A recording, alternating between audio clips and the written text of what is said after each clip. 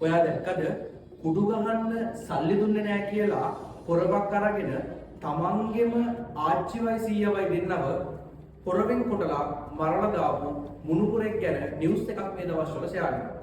මේ කතාවෙන් දෙමාපියෝ විදිහට ඔයාට ගන්න ලොකු පාඩමක් තියෙනවා. ඔබේ දරුවා විභාග පාස් කරවලා ඒ සාමාන්‍ය අරගෙන විතරක් ඔහුව ජීවිතේ සාර්ථක මිනිසෙක් කරන්න බෑ.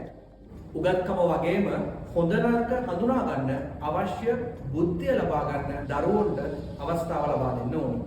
දරුවන්ට හදවතින්ම මිනිස්සු වෙන්න උදව් කරන්න. උගත්කමයි බුද්ධියත් එක්ක සාරධර්ම හොඳ නරක වටිනාකම් හොඳ යහළුව තෝරා ගැනීම වගේ මේ දේවලු දරුවන්ගේ ජීවිතයට ඇතුළත් වුණාට පස්සේ තමයි ඔබට සාර්ථක දරුවෙක් සමාජයට බිහි කරන්න හැකියාව ලැබෙන්නේ. ඒ නිසා පුංචි කාලේ ඉඳන් පොතේ මතක දැනුම විතරක් නෙවෙයි සාරධර්ම සමාජික දැනුම තුළින් දරුවන් පෝෂත් කරන්න.